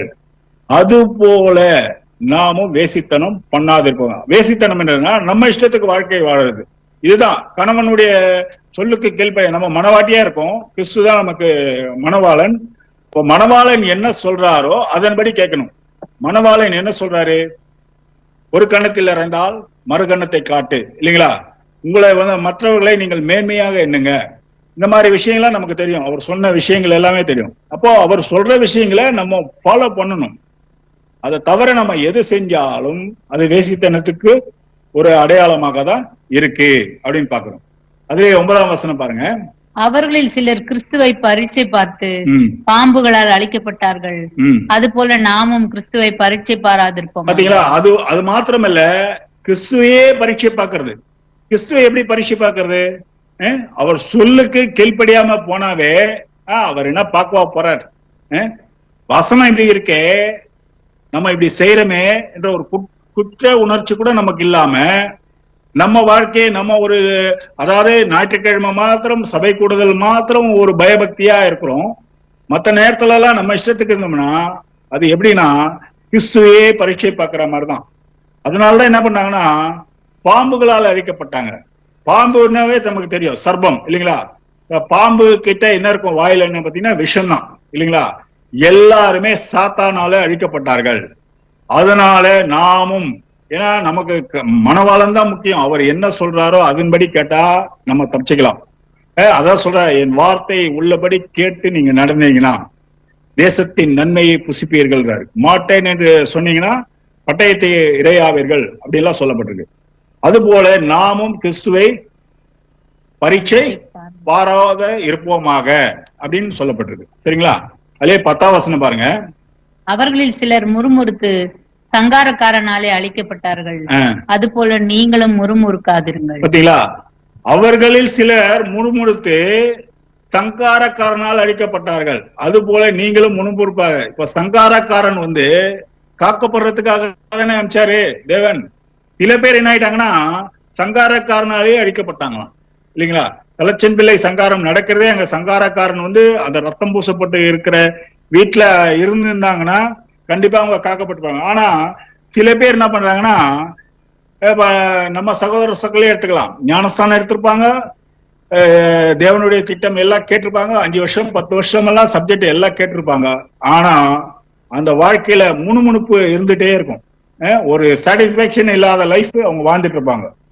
அந்த மாதிரி இருக்கிறவங்க தேவனே அவரே இடரின் கல்லா நிக்கிறார். அந்த மாதிரி சங்கார தூதனால என்ன பண்ணிடுறாங்கன்னா அவங்களே அழிக்கப்படுறாங்க அப்படின்னு பாக்குறோம். அதுலயே 11ஆம் வசனம் வாசிங்க. இவைகள் எல்லாம் திருஷ்டாந்தங்களாக அவர்களுக்கு சம்பவித்தது. உலகத்தின் முடிவு காலத்தில் உள்ள நமக்கு எச்சரிப்பு உண்டாகும்படி எழுதப்பட்டு. இப்ப இந்த வசனம் பாருங்க, நம்ம இந்த வசனம் நிறைய சப்ஜெக்ட்ல கொண்டு வந்து இணைப்போம். ஆனா இந்த பாடத்துல பாத்தீங்கன்னா அந்த பஸ்காவுக்கும் நம்ம ஆண்டவராக இயேசு கிறிஸ்துவுடைய மரணத்தை நினைவு கூர்றதுக்கு கொண்டு வந்து என்ன பண்ணா கனெக்ட் பண்ணுது. இவைகள் எல்லாமே திஷ்டாந்தங்களாக அவர்களுக்கு சம்பவித்தது. உலகத்தின் முடிவு காலத்தில் உள்ள நமக்கு எப்படி இருக்கான், ஒரு வார்னிங், எச்சரிப்பு உண்டாகபடி எழுதப்பட்டிருக்கு அப்படின்னு பாக்குறோம். அப்போ அதனாலதான் இஸ்ரேல் ஜனங்களை நமக்கு என்ன பண்ணாருன்னா ஒரு முன்மாதிரியா வச்சிருக்காரு இல்லைங்களா. ஃபர்ஸ்ட் வாய்ப்பு அவங்களுக்கு தான் போச்சு. அவங்க வந்து பவுலுக்கு இவங்களுக்கு எல்லாம் எதிரடியா பேசினதாலதான் அந்த வாய்ப்பு என்ன ஆச்சுன்னா நமக்கு வந்தது. தேவனுடைய திட்டம் முதல் அவங்களுக்கு தான் போகணும்னு இருந்தது, அவங்க அது வந்து இழந்துட்டாங்க. வாய்ப்பு நமக்கு வந்திருக்கு. அந்த வாய்ப்பை நம்ம பற்றி கொள்றதும் நம்ம அசட்டை பண்றதும் யார் கையில தான் இருக்குன்னா நம்ம கையில தான் இருக்கு இல்லைங்களா. நம்ம கலப்பையை பிடிச்சிட்டோம், பின்னிட்டு பார்க்க கூடாது. இவ்வளவு நாள் உலகத்துக்காக வாழ்ந்தோம், மீதி இருக்கிற கொஞ்ச நாள் பாத்தீங்கன்னா நேத்து முந்தானத்துல மியான்மர்ல எல்லாம் பாத்தீங்கன்னா ஒரு செகண்ட்ல எவ்வளவு ஜனங்க செத்து போயிட்டாங்க. நம்ம இன்னைக்கு கூட நியூஸ்ல எவ்வளவு பாக்குறோம் இல்லைங்களா. அவர் வருகையுடைய அடையாளமே நமக்கு சொல்லுது. பஞ்சங்கள், கொள்ளை நோய்கள், பூமி அதிர்ச்சிகள் இதெல்லாம் உண்டாகும் அப்படிலாம் சொல்லப்படுது. அந்த ஒரு காலத்துல நம்ம இருக்கோம். இதே நம்ம உலக சபையில இருக்கும்போது இயேசு கிறிஸ்து வருவார், எப்போ வருவார், அப்படியே நேரா வருவாரா எதுவுமே நமக்கு தெரியாது. ஆனா தேவன் நமக்கு நிறைய சத்தியங்கள் மூலமா அவர் வந்துட்டார், வந்து என்ன பண்ணிட்டு இருக்கார் எல்லாமே நமக்கு தெரிவித்தார். இன்னும் நம்ம அது ஒரு பயபக்தி இல்லாத ஒரு வாழ்க்கை நம்ம இனிமே வாழ்ந்தோம்னா நம்மள மாதிரி பரிதரிக்கிறவங்க யாருமே கிடையாது அப்படின்னு சொல்லப்பட்டிருக்கு சரிங்களா. அதுல யாத்ராகமம் 19ஆம் அதிகாரம் 5ஆம் வசனம் வாசிங்க. இப்பொழுது நீங்கள் என் வாக்கை உள்ளபடி கேட்டு என் உடன்படிக்கையை கை கொள்வீர்களானால் சகல ஜனங்களிலும் நீங்களே எனக்கு சொந்த சம்பத்தாயிருப்பீர்கள், பூமி எல்லாம் என்னுடையது. பாத்தீங்களா, இப்பொழுதும் நீங்கள் என் வாக்கை உள்ளபடி கேட்டு இது வந்து சினாய் மலை அடிவாரத்துல கொண்டு வந்து நிப்பாட்டிட்டு இவங்களுக்கு இந்த விஷயத்த சொல்றாரு. பூமியே இருந்துதான், எல்லாமே இருந்துதான், நீங்க தான் என் சொத்தே. ஆனா ஒரு கண்டிஷன், நீங்க என் சொத்தாவோ இருக்கணும் நீங்க ஆசைப்படுறீங்கன்னா நான் சொல்றபடி எல்லாம் கேளுங்க, கேட்டீங்கன்னா நீங்க தான் என்னுடைய சொத்தே அப்படின்றாரு. அதிலே 19:8 வாசிங்க. அதற்கு ஜனங்கள் எல்லாரும் ஏகமாய் கர்த்தர் சொன்னவைகளை எல்லாம் செய்வோம் என்று பிரதியுத்தரம் சொன்னார்கள். ஜனங்கள் சொன்ன வார்த்தைகளை மோசே கர்த்தரிடத்தில் தெரிவித்தான். பாத்தீங்களா, அன்னைக்கு இஸ்ரேல் ஜனங்க எல்லாமே மோசே கிட்ட சொன்னாங்க, சொன்னதெல்லாம் செய்வோம் அப்படின்னு பிரதியுத்தரம் சொன்னாங்க. ஜனங்கள் சொன்ன வார்த்தையை என்ன பண்ணா மோசே போய் தேவன் கிட்ட சொன்னார் அப்படின்னு சொல்லப்பட்டிருக்கு. அதே மாதிரிதான் அன்னைக்கு மோசே வந்து இயேசு கிறிஸ்து கிட்ட தான் சொன்னாரு, இயேசு கிறிஸ்து தான் தேவன் கிட்ட சொல்லியிருப்பாரு இல்லைங்களா. அதே மாதிரிதான் இன்னைக்கு நம்ம டைரக்டா இயேசு கிறிஸ்து, நமக்கு பிரதான ஆசாரியரே இயேசு கிறிஸ்து தான். இயேசு கிறிஸ்துக்கிட்டே சொல்லியிருக்கோம். எதன் மூலியமா சொல்லியிருக்கோம்னா அந்த உடன்படிக்கை மூலியமா நம்ம சொல்லியிருக்கோம். நீங்க சொன்னதெல்லாம் நாங்க கேட்டோம், கேட்டபடி எங்க வாழ்க்கையை செய்வோம்ட்டு தான் சர்வாங்க தகன பலியா நம்ம உடன்படிக்கை பண்ணியிருக்கோம். இனிமே எங்களுடைய வாழ்க்கைக்கு எங்களுக்கும் எந்த உலக காரியங்களுக்கும் எந்த ஒரு சம்பந்தம் இல்லை. நாங்க இனி வாழக்கூடிய வாழ்க்கை உமக்காகவும் தேவனுக்காகவும் வாழ்ந்து மறிப்போம் அப்படின்ற ஒரு உத்தரவை தான் நம்ம அந்த உடன்படிக்கையில நம்ம தெரிவிச்சிருக்கோம். சொல்லியிருக்கோமா? சொல்லிட்டு அன்னைக்கு அவங்க வந்து செஞ்சாங்களா அப்படின்னு பாத்தீங்கன்னா செய்யலன்னு சொன்னாங்க, ஆனா செய்யாம போயிட்டாங்க அப்படின்னு பாக்குறோம். அதே மாதிரிதான் இன்னைக்கு நம்ம செய்யறோம்னு சொல்லியிருக்கோம், செஞ்சோமா செய்யலையான்னு வந்து தெரியாது இல்லைங்களா. அன்னைக்கு இஸ்ரேல் ஜனங்க ஒரே இடத்துல கூட்டிட்டு வந்தாங்க இல்லைங்களா. இன்னைக்கு அப்படி இல்லை. அந்த ஆவிக்குரிய இஸ்ரேல் ஜனங்கள் உலகம் முழுவதும் சிதறி கிடக்குறாங்க. உலகம் முழுவதும் சிதறி இருக்கிற ஜனங்களுக்கு வந்து அவரு அதை ஒரே நேரத்துல அந்த ஒரே அப்பத்தை பலியாக நமக்கு கொடுக்கிறார். அதுதான் நம்ம வருகிற 11ஆம் தேதி நினைவு கூற போறோம். அந்த ஒரே அப்பத்தில் நாம் பங்கு பெருகிட பலியினால் அப்படின்னு சொல்லப்படும் இல்லையா. அப்ப அந்த ஒரே அப்பம் எதுனா தேவனுடைய வார்த்தைகள் தான். அவருடைய மரணத்தை நினைவு கூறுறதுக்கு தான் அந்த இடத்துல நம்ம, ஏன்னா இன்னைக்கு வந்து நம்ம ஆவிக்குரிய இஸ்ரேல் ஜனங்கள் வந்து ஒரே இடத்துல இல்லை, ஆனா அப்பம் ஒண்ணுதான். அது நம்ம தேவனுடைய வார்த்தையும் தெரியும். அந்த டைமுக்கு அந்த நேரத்துல அவரை நினைவு கூறும் விதமாக நம்ம அதை செய்ய போறோம். அந்த அப்பத்திலையும் அந்த திராட்சை ரசத்திலையும் என்ன இருக்கு அப்படின்னு பாத்தீங்கன்னா அது அவருடைய லைஃப் இல்லைங்களா. அவருடைய லைஃப் தான் நமக்கு அப்பமா வச்சிருக்காரு. அவருடைய லைஃப்ல என்னன்னா நம்ம பார்த்தோம் இல்லையா, ஆரம்பத்திலே அவர் பட்ட பாடுகள், அவர் பண்ண தியாகம் தான் அந்த ஒரு அப்பத்துல இருக்கு. அதே மாதிரி திராட்சை ரசத்துல அவர் சிந்தின அந்த ஒரு விஷயத்தை தான், அவர் ரத்தம் சிந்தின அந்த ஒரு விஷயத்தை தான் அதுக்கு நமக்கு முன்னாடி வச்சிருக்காரு. அப்போ வருஷத்துல ஒரு முறை நம்ம என்ன பண்றோம்னா, நம்ம பாவங்கள் எல்லாம் மறந்து, நீ பாத்தீங்கன்னா ஏகப்பட்ட எல்லா இடத்துலயும் இந்த நினைவு கூறுதல் நாள் பாடம் தான் ஓடுதே தவிர, எல்லாரும் கேட்கறாங்க, பயபக்தியா கேட்கறாங்க கேட்டுட்டு போயிடுறாங்க இல்லைங்களா. முதல் கூட ஒரு 10 வருஷத்துக்கு முன்னாடி எல்லாம் நிறைய சகோதரர்கள் போன் பண்ணுவாங்க, பிரதர் ஏதாவது எங்க மேல ஏதாவது தவறு இருந்தா தயவு செய்து மன்னிச்சிருங்க பிரதர். இல்ல பிரதர், அதெல்லாம் எதுவும் இல்ல பிரதர். ஏன்னா வசனம் தான் சொல்லுது, முதல் உன் சகோதரனிடத்தில் ஒப்புரவாயிட்டு வந்து பின்னாடி எனக்கு பலி செலுத்தின்னு வசனம் சொல்லுது. அதனால அப்படி இருந்தது ஒரு காலம். இன்னைக்கு அதெல்லாம் அப்படி இல்லை. அவங்கவுங்க என்ன பண்றாங்கன்னா, அவங்கவுங்க கிறிஸ்துவா மாறிட்டாங்க. அந்த அளவுக்கு ஒரு மனநிலைமைக்கு போயிட்டாங்க. யாருமே யாருக்கிட்டையும் இறங்கி போற ஒரு விஷயமே இல்லை. இப்படி இருக்கும்போது தேவன் எப்படி நம்மளை ஏற்றுக்கொள்வார்? அந்த அபாத்திரமா அதை பானம் பண்ணாதீங்கன்றாரு இல்லைங்களா. அதனுடைய நோக்கமே என்னன்னா ஒருமைப்பாட்டு தான், ஒற்றுமை தான். எப்படி எல்லா கோதுமை மணிகளும் அரைக்கப்பட்டு ஒரே அப்பமா இருக்கோ, அதே மாதிரிதான் தேவனுடைய பிள்ளைகள் எல்லாருடைய சிந்தனை என்ன இருக்கணும், ஒரே மனநிலைமையில வரணும் இல்லைங்களா. அப்பதான் அதுல கை வைக்கிறதுலயே ஒரு நியாயம் இருக்கு, அர்த்தம் இருக்கு. அது இல்லாம நம்ம அதை டைரக்டா சாப்பிட்டோம்னா அது ஒரு விக்கிரகாராதனை மாதிரி தான்.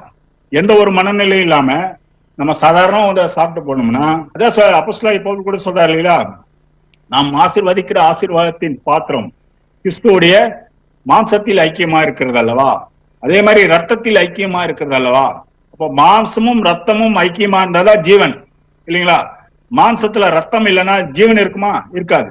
ரெண்டும் ஒன்னா சேர்ந்ததான் ஜீவன். அப்போ அதுக்கு முன்னாடி நான் சொல்றேன் ஐக்கியம். அப்போ அந்த மாம்சத்திலையும் ஐக்கியம் இருக்கணும், ரத்தத்திலையும் ஐக்கியம் இருக்கணும். ரெண்டுத்திலையும் அந்த ஐக்கியம் என்ற ஒரு விஷயம் இல்லாம அதுல நம்ம பந்தி பெறோம்னா அது பிரயோஜனம் இல்லாத ஒரு வாழ்க்கை தான். சும்மா பேர் சபைகள்ல பண்ற மாதிரிதான் அதை நம்மளும் பண்ணிட்டு போறோம் அப்படின்னு தான் சொல்லப்பட்டிருக்கும் சரிங்களா.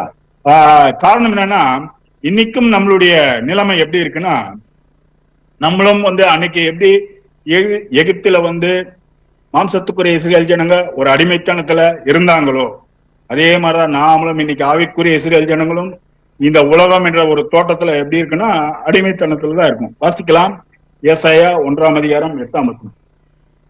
சீயோன் குமாரத்தி திராட்சை தோட்டத்தில் உள்ள ஒரு குச்சு போலவும், வெள்ளரி தோட்டத்தில் உள்ள ஒரு குடிசை போலவும், முற்றுகை போடப்பட்ட ஒரு பட்டணம் போலவும் மீந்திருக்கிறார். பாத்தீங்களா, சீயோன் குமாரத்தி யாருன்னா தேவனுடைய பிள்ளைகள் தான். பாபிலோனின் குமாரத்தி மத்தியில் குடியிருக்கிற சீயோனே அப்படி சொல்ற. இவங்க எப்படி இருக்காங்கன்னா, ஒரு திராட்சை தோட்டத்துல இருக்கிற ஒரு குச்சி போலவும், வெள்ளரி தோட்டத்துல ஒரு குடிசை போலவும், முற்றுகை போடப்பட்ட ஒரு பட்டணம் போலவும். முற்றுகை போடப்பட்டா என்ன ஆயிடும்? மேலேயும் வெளியும் போக முடியாது, உள்ளேயும் இருக்க முடியாது இல்லைங்களா. இங்கேயே இருந்து தாவ வேண்டிதான். அந்த மாதிரி ஒரு முற்றுகை போடப்பட்ட நிலைமையில தான் இருக்கு. அப்போ நம்ம வெளியே போனோம்னா என்ன பண்ணோம்னா, அந்த ஏழை ஞானியுடைய சொல்ல கேட்கணும், அப்பதான் வெளியே போக முடியும். இல்லைன்னா இங்கேயே இருந்துட வேண்டியதான். அந்த மாதிரி தான் ஒரு நிலைமை. வாசிக்கலாம், ரோமர் 8:20. அதேனென்றால் சிருஷ்டியானது அழிவுக்குரிய அடிமைத்தனத்தினின்று விடுதலையாக்கப்பட்டு தேவனுடைய பிள்ளைகளுக்குரிய மகிமையான சுயாதீனத்தை பெற்றுக் கொள்ளும் என்கிற நம்பிக்கையோடு. பாத்தீங்களா, அது என்னவென்றால் சிருஷ்டியானது அழிவுக்குரிய அடிமைத்தனத்தில் என்று விடுதலையாக்கப்பட்டு தேவனுடைய பிள்ளைகளுக்குரிய மகிமையான சுயாதீனத்தை பெற்று கொள்ளும் என்கிற நம்பிக்கையோடு இருக்கேன் அப்படின்றாரு. அப்போ திராட்சை தோட்டத்துல ஒரு அடிமை மாதிரி இருந்த நாமும் என்ன பண்ணணும்னா விடுதலையாக்கப்படணும். தேவனுடைய பிள்ளைகளுக்குரிய மகிமையான சுவிசேஷத்தை என்ன பண்ணணும்? சுயாதீனத்தை பெற்றுக்கொள்ளணும். அப்ப பெற்றுக்கொள்ளணும்னா கண்டிப்பா நம்ம ஆண்டவராகிய இயேசு கிறிஸ்துவுடைய போதனைகளை கண்டிப்பா நம்ம ஃபாலோ பண்ணியே ஆகணும். அதை ஃபாலோ பண்ண மாத்திரம் அதன்படி நம்ம வாழ்க்கையில அப்ளை பண்ணணும். அதான் முக்கியமான விஷயம். அதனாலதான் அன்னைக்கு எப்படி ஒரு பழைய ஏற்பாட்டு காலத்துல ஒரு தூதன் அனுப்பிச்சு எல்லாத்துக்கும் அவர் மோசே மூலியமா இன்ஸ்ட்ரக்ஷன் கொடுத்தாரோ, அதே மாதிரிதான் இன்னைக்கு நடக்குது. மல்கியா 3:3. இதோ நான் என் தூதனை அனுப்புகிறேன், அவன் எனக்கு முன்பாக போய் வழியை ஆயத்தம் பண்ணுவான். அப்பொழுது நீங்கள் தேடுகிற ஆண்டவரும் நீங்கள் விரும்புகிற உடன்படிக்கையின் தூதனுமானவர் தம்முடைய ஆலயத்திற்கு தீவிரமாய் வருவார். இதோ வருகிறார் என்று சேனைகளின் கர்த்தர் சொல்லுகிறார். இதோ நான் என் தூதனை அனுப்புகிறேன், அவன் எனக்கு முன்பாக போய் வழியை ஆயத்தம் பண்ணுவான். அப்பொழுது நீங்கள் தேடுகிற ஆண்டவரும் நீங்கள் விரும்புகிற உடன்படிக்கையின் தூதனுமானவர் தம்முடைய ஆலயத்துக்கு தீவிரமாய் வருவார். இப்போ அன்னைக்கு பழைய ஏற்பாட்டு காலத்துல ஒரு பிரதான தூதனா வந்தாரு, மோசே மூலியமா எல்லாருக்கும் இது பண்ணாரு, இன்ஸ்ட்ரக்ஷன் எல்லாம் கொடுத்தாரு. ஆனா இன்னைக்கு அப்படி இல்லைங்க. இன்னைக்கு அவரு முழு அதிகாரத்தோட என்ன பண்றாருன்னா டைரக்டா ஆலயத்துக்கு வர்றார். ஆலயத்துக்கு தீவிரமா வருகிறான்னு பாக்குறோம். அந்த ஆலயம் எதுன்னு பாத்தீங்கன்னா நீங்களே அந்த ஆலயம் அப்படின்னு சொல்றாரு இல்லைங்களா. அன்னைக்கு இப்போ நமக்கு எல்லாம் மீடியேட்டர் யாரும் கிடையாது. நமக்கு யாரு எதுன்னு பாத்தீங்கன்னா தேவனுக்கும் மனுஷனுக்கும் மத்தியஸ்தர் ஆண்டவராக இயேசு கிறிஸ்து தான், வேற யாரும் கிடையாது. டைரக்டா வரார் அப்படின்னு பாக்குறோம். அதுலயே 2ஆம் வசனம் வாசிங்க, மல்கியா 3:2. ஆனாலும் அவர் வரும் நாளை சகிப்பவன் யார்? அவர் வெளிப்படுகையில் நிலை நிற்பவன் யார்? அவர் புடமிடுகிறவனுடைய அக்னியை போலவும் வண்ணாருடைய சவுக்காரத்தை போலவும் இருப்பார். ஆனாலும் அவர் வரும் நாளை சகிப்பவன் யார்? நம்ம தெரியும், நம்ம பேசிக் சப்ஜெக்ட்ல கேட்கும் போது அவ 2ஆம் வருகை சப்ஜெக்ட் கேட்கிற வரைக்கும் நமக்கு ஒரு எந்த நம்பிக்கையும் இல்லாம இருந்தது. ஆனா வந்துட்டார் தெரிஞ்சதுக்கு அப்புறம் கூட நம்ம அந்த விஷயத்தையே எப்படி இருக்கணும்னா சகிக்காம தான் இருக்கும். இன்னும் பழைய மாதிரியே ஒரு மனசுலதான் இருக்கும். ஆனா அவர் வந்து இன்னைக்கு என்ன பண்றாருன்னா எல்லா விஷயங்களும் சரி பார்த்துட்டு கொண்டு இருக்கிறார். நமக்கு நம்ம வீட்டுல இருந்து வீட்டு பிரச்சனையை பார்த்தா தெரியாது, உலகாலேயே ஒரு விஷயத்த நம்ம பார்த்தோம்னா முதல்ல இருந்த உலகம் எப்படி இருந்தது, இன்னைக்கு அவருடைய 1000 வருட சாட்சியில அவரு பூமியின் மேல ஒரு காலம் சமுதிரத்தின் மேல ஒரு காலை வச்சு நிக்கிறார்.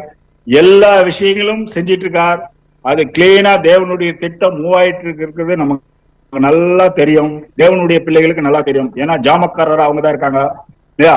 அவர் வெளிப்படுகையில் நிலைநிற்பவன் யார்? அவர் புறமிடுகையில் அக்னியை போலவும் வண்ணாருடைய அதாவது ஒரு சின்ன சின்ன பிரச்சனைகள் கூட நம்ம என்ன பண்றோம்னா சகிக்க மாட்டோம் இல்லைங்களா. ஏன்னா வசனம் என்ன சொல்ற, சோதனைகளை சகிக்கிற மனுஷன் பாக்கியவான், அவன் உத்தமன் என்று விளங்கின பின்னதான் வாக்குத்தத்தம் பண்ண ஜீவ கிரீடத்தை பெறுவான் அப்படின்னு சொல்லப்பட்டது இல்லைங்களா. அப்போ நம்ம எதுவுமே சகிக்கிறது இல்ல, எதுவுமே இது பண்றதில்ல. இதெல்லாம் நமக்கு ஒரு பிரச்சனை அனுமதிக்கிறாருன்னா அது வந்து தேவனுடைய பிள்ளைகளுக்கு பிளஸிங் தான். எந்த ஒரு பிரச்சனை வந்தாலும் அது வந்து ஒரு பிளஸிங் நினைச்சுக்கோங்க. வெறும் சந்தோஷம் மாத்திரம் இல்ல, ஏன்னா இரவும் பகலும் வேதத்திலே தியானமா இருக்கிற மனுஷன் தான் பாக்கியவான். இன்பம் வந்தாலும் துன்பம் வந்தாலும், துன்பம் வருதுன்னா அதை சகிக்கிறோம்னா, ஏன்னா ஒரு அடைக்கலாம் குறி கூட தேவனுடைய சித்தம் இல்லாம கீழே விழாது அப்படின்னு சொல்லப்பட்டிருக்கு. அப்போ தேவனுடைய பிள்ளைகளா இருக்கிற நமக்கு உண்மையாவே ஒரு பிரச்சனை வருது அப்படின்னும் போது கண்டிப்பா தேவன் நம்ம மேல என்ன பண்ணிருக்காரு, அன்பு வச்சிருக்கார். அதனாலதான் நமக்கு இது நடக்குது. ஏன்னா ஒரு பிரச்சனை மூலியமா தான் நம்மள என்ன பண்ண முடியும்னா சரி பண்ண முடியும், இல்லைன்னா கண்டிப்பா சரி பண்ணவே முடியாது. அப்ப நமக்கு எவ்வளவுக்கு எவ்வளவு சோதனைகள் வருதோ தேவனுடைய பிள்ளைகள் அவ்வளவுக்கு எவ்வளவு பிளஸிங் அப்படின்னு நினைச்சுக்கணும். ஏன்னா அவர் எப்படி வர்றாருன்னா நீங்கள் நினையாத நாளிகளே மனுஷகுமாரன் வருவார். அதனால நீங்க என்ன பண்ணுங்க, ஆயத்தமா இருக்கணும். அவரு வந்துட்டான்னு தெரியும். இப்ப வந்து ஒவ்வொரு வீட்டையும் அன்னைக்கு கடந்து வந்தார், இன்னைக்கும் நம்ம வாழ்க்கையில கடந்து வந்துட்டு தான் இருக்கார். ஆனா நம்ம தான், அவங்க எப்படி அலாட்டா இருந்தாங்களோ, சில முணுமுணுத்து இருந்தாங்க, அதனால அங்கீகரிக்கப்பட்டாங்க. நம்ம எந்த நேரத்திலும் பிரச்சனை வந்தாலும் சரி, சந்தோஷம் வந்தாலும் சரி, துக்கம் வந்தாலும் சரி, நம்ம எப்படி இருக்கணும்னா எப்போதும் நம்ம ஆண்டவராக இயேசு கிறிஸ்து கடந்து வருவார் நிலைமையில நம்ம இருக்கணும். நம்ம எப்படின்னா இப்ப ட்ரெயின் வந்தா எப்படி அலாட்டா இருக்கிறோம், ஒரு ட்ரெயின் வெளியூருக்கு போறோம், பெட்டி படுக்கையெல்லாம் வச்சுட்டு எவ்வளவு அலாட்டா இருக்கும். அது ஒரு நிமிஷம் தான் ஸ்டேஷன்ல நிற்கும். அந்த அதுக்குள்ள எல்லாத்தையும் எடுத்துட்டு ஏறுறோமா இல்லையா? விட்டா ட்ரெயின் போயிடும், ஒன்னும் வாழ்க்கை போக போறது கிடையாது, அடுத்த ட்ரெயின்ல போலாம். ஆனா இது அப்படி இல்லை, வாழ்க்கையே இதுதான். அப்படி இருக்கும்போது அதை விட எத்தனை மடங்கு நம்ம உஷாரா இருக்கணும் இல்லைங்களா? நல்லா யோசிச்சு பாருங்க. 2 தீமோத்தேயு 2ஆம் அதிகாரம் 12ஆம் வசனம். அவரோட கூட பாடுகளை சகித்தோமானால் அவரோட கூட ஆளுகையும் செய்வோம். நாம் அவரை மறுதலித்தால் அவரும் நம்மை மறுதலித்தார். அவரோடு கூட பாடுகளை சகித்தோமானால் அவரோடு கூட ஆளுகை செய்யலாம் சொல்லுது. இப்போ அவரோட பாடுகள் நம்ம சகிக்க முடியுமா? அவரு பாடுகள் பட்டு 2000 வருஷத்துக்கு மேல ஆகி போச்சு. கண்டிப்பா அவரோடு கூட போய் நம்மளாம் பாடுகள் பட முடியாது. ஆனா அவர் பட்ட பாடுகளை நம்ம படலாம். அவர் அன்னைக்கு 2000 வருஷத்துக்கு முன்னாடி தேவனுடைய அன்புக்காகவும் திட்டத்துக்காகவும் இந்த பூமியில வந்து பாடுபட்டு போயிட்டார். அவர் பட்ட பாடுகளை நம்ம என்ன பண்ணோம்னா, இப்ப பட்டோம்னா அவரோடு கூட போய் என்ன பண்ணலாம், ஆளுகை செய்யலாம். ஆனா அவரை நம்ம மறுதளித்தோம்னா அவரும் நம்ம என்ன பண்ணுவாரு, மறுதளிப்பார். அவர் ஒண்ணும் நம்ம கொல்லாங்கனால் சோதிக்கிற தேவன் அல்ல, நம்மளை எதுவும் தண்டிக்கல மாட்டாரு, கண்டுக்காம விட்டுருவாரு, அவ்வளவுதான். நம்மளே என்ன பண்ணிடுவோம், அந்த புல்லு மாதிரி வளைஞ்சி எப்படி கொஞ்ச நாள் பச்சையா இருந்து அப்புறம் வாடி போயிடுதோ அது மாதிரி நம்ம வாழ்க்கையும் என்ன போயிடும். அந்த ஆளுகைக்குரிய வானத்து நட்சத்திரம் போல அந்த ஒரு விஷயத்துக்கு நம்ம போக முடியாது அப்படின்னு தான் பாக்குறோம். எபேசியர்ல 6ஆம் அதிகாரம் 13ஆம் வசனம்.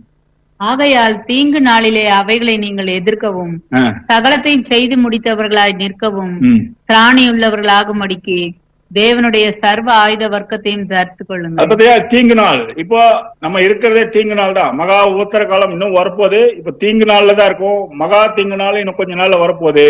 அவைகளெல்லாம் நீங்க எதிர்த்து நிக்கணும்னா ஃபர்ஸ்ட் என்ன பண்ணா, தேவனுடைய சர்வாயுத வர்க்கத்தை எடுத்துக்கொள்ளுங்கள். அதை எடுக்கலன்னா இந்த தீங்கு நாள்ல நம்மளால எதிர்த்து நிற்க முடியாது. அது என்ன அப்படின்னு பாத்தீங்கன்னா 14ஆம் வசனம். சத்தியம் என்னும் கச்சையும் உங்கள் அறையிலே கட்டினவர்களாயும் நீதி என்னும் மார்க்கத்தை தரித்தவர்களாயும். அப்போ அன்னைக்கு வந்து இஸ்ரேல் ஜனங்கள் வந்து அந்த ஆட்டுக்குட்டி என்ன பண்ணாங்கன்னா, சாப்பிடும் போது கச்சையை கட்டிக்கிட்டாங்க. கச்சையை கட்டுறதுன்னா எதுக்குன்னா வந்து கச்சையை கட்டினாதான் நிக்க முடியும். அதனாலதான் ஒரு பெல்ட் மாதிரி இல்லைங்களா. அப்போ சத்தியம் என்னும் ஒரு விஷயத்த நம்ம கச்சையா கட்டியிருந்தோம்னாதான் நம்ம இந்த தீங்கு நாள்ல நிக்க முடியும் இல்லைங்களா. அது என்னன்னா நீதி என்னும் மார்க்கவசம். எதுக்கு நீதி என்னும் மார்க்கவசம் வச்சாரு? நீதின்றது தேவனுக்கு முழுமையா கீழ்ப்படுகிற விஷயம். அது அப்போ நம்ம எதுனா இருதயத்தின் நினைவுதான் வாய் பேசும். இப்ப எல்லா விஷயத்திலும் நம்ம தேவனுக்கு கீழ்ப்படிந்தவர்களா இருக்கணும் தான் அந்த நீதி என்னும் மார்க்கவசம். ஏன்னா மகா பெரிய உபத்திரக்காலம் வரப்போகுது. அப்போ இதுல எல்லாம் நம்ம எதிர்த்து நிக்கணும்னா கண்டிப்பா நம்ம இந்த விஷயத்த செஞ்சே ஆகணும். சொன்னார் இல்லையா, அவர் புசிக்க வேண்டிய விதமாவது நீங்கள் உங்கள் அறைகளை கச்சை கட்டி கொண்டு உங்கள் கால்களில் பாதரட்சத்தை எடுத்துக் கொள்ளுங்கள், உங்கள் கைகளில் தடியை பிடித்துக் கொள்ளுங்கள், அதை தீவிரமாக புசிப்பீங்க. அதேதான் இங்கே சொல்றாரு. சமாதானத்தின் சுவிசேஷத்துக்குரிய ஆயத்தம் என்னும் பாதரட்சை கால்கள். அப்போ இப்ப வந்து பாத்தீங்கன்னா தேவனுக்கும் மனுஷனுக்கும் சமாதானத்தை உண்டு பண்றது யாருன்னா கிறிஸ்து தான். இப்போ கிறிஸ்துனா அவர் ஒருவர் மாத்திரம் இல்ல, கிறிஸ்து தலையா இருக்கார், அவர் சரீரமா நம்ம இருக்கோம். அப்போ இந்த சமாதானத்தின் சுவிசேஷத்துக்குரிய ஆயத்தம் என்னும் ஒரு விஷயத்த வந்து இது யார்தான் செய்யணும்னா தேவனுடைய பிள்ளைகள் நாம தான் செய்யணும்.